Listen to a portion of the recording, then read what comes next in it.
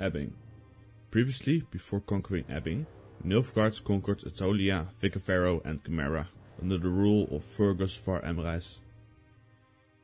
A few years after the usurper took the empire's throne, killed Fergus var Emrys, and Emir var Emrys fled, he continued conquering the land further north.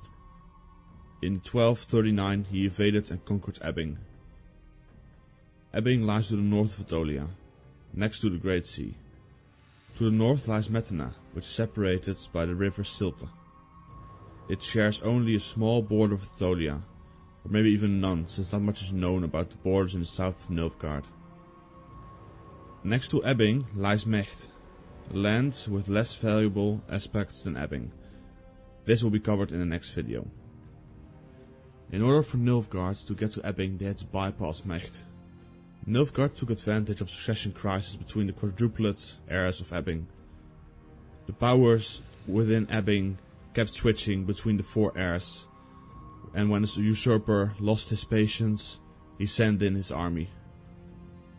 Nilfgaard destroyed the army of Ebbing, since their military was based on social status and not on competence. A lot of soldiers died, but the nobles fled the battlefield and survived. The people were so tired by political chaos that they adapted to the situation. Ebbing, besides being plagued by corruption, is largely left alone by Nilfgaard. They never really caused any problems for the empire. Ebbing is a large, sparsely populated area. It's also described as being richer than Mecht, and therefore was a priority for the usurper. A large part of the land consists out of swamps and marshes. This is thanks to the three rivers that flow through Ebbing, called the Velda, the Lette and the Eretta. This area is also known as Peerploet. From here around there will be some spoilers for the books. Visigoth of Corvo took refuge in this region, the Peerploet region, after fleeing from his Nilfgaardian pursuers. It's also where he and Ciri met each other for the first time. Somewhere in the south of Ebbing is a mountain range. It was here where Vilgefortz had his fortress called Stega Castle. The fortress was destroyed by the Lord Sorceresses after his death. It was said that the explosion could be heard in Mecht and was seen in Metna and Geso. The seismic shock reached as far as Oxenfurt in Redania. In Ebbing, there is a small sovereign principality called Salm. It's ruled by a prince, and Rukner of Ebbing was its heir before he married Calanthe and became king of Sintra. He was the grandfather of Ciri, who died before she was born. There are two more counties known of in Salm. Luverton, which, with its mines, that provide a lot of gemstones and wealth to the Salm's ruling family, and Tonera, of which nothing is known.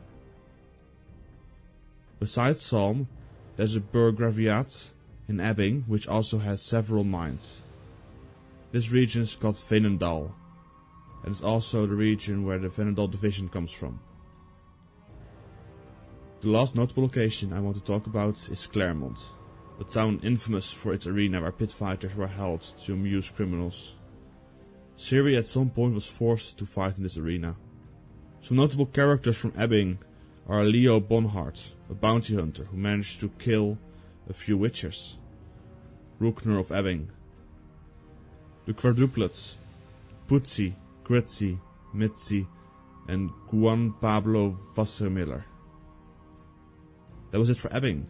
There's more information known about Ebbing than the previous regions. This is mainly because in the book Ciri spent some time in Ebbing and its location of the final battle as well. I left out a few places in this video, but most of them have to do with Ciri and time with and after the rats, and I didn't want to spoil too much.